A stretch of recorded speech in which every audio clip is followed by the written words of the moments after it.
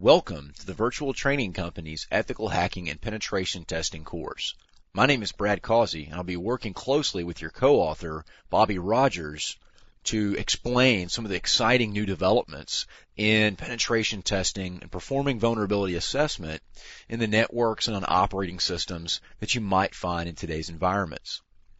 So that's going to be the basic topic throughout our course, which are basically going to take us from taking the security and the defense methodologies and kind of turning them in reverse so that we can use our attack skills to try to reverse engineer the defenses that we might usually find on a network. This should allow us the insight of the hacker mentality and allow us to better develop our security systems so that we can protect ourselves from malicious activity. First, let's take a few moments and look at some of the material that we'll be covering. In the very first chapter, we're going to cover the basics. We're going to talk about the concept behind ethical hacking, what the methodologies are that are actually involved there, and then we'll actually move into some of the activities and concepts that you will actually be performing in the field when doing penetration testing and vulnerability assessment. The first of which is reconnaissance. We're going to spend some time talking about doing your research and basically just footprinting the company or the network that you plan on performing ethical hacking against. Next, we'll talk about scanning. Scanning is a little bit more active than reconnaissance and actually will go through and give you a more accurate picture of what you might find in the network or what you might find running on particular hosts in that network. Next, we'll move on to service enumeration, which is going to give us even more detailed operating system information and application information about what we might find running on various computers in the network. Then we'll go into a little bit more technical detail and move into vulnerability assessment and exploitation.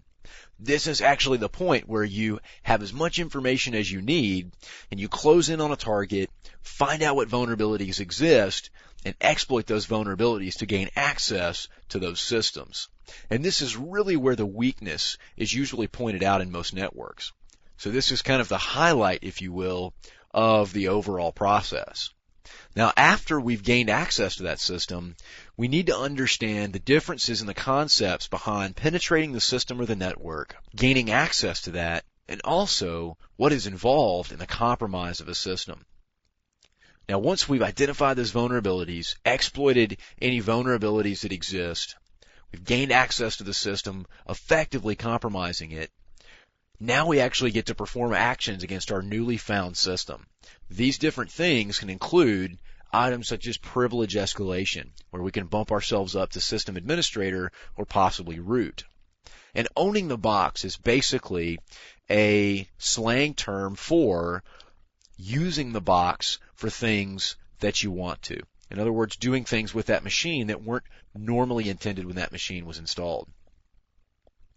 After we've been able to get onto the machine and do what we wish, our next goal is going to be to evade any defenses that exist and try to erase our tracks, effectively acting as a ghost or a shadow on the network so we can maintain our access as long as possible, which is actually going to be our next area that we'll cover.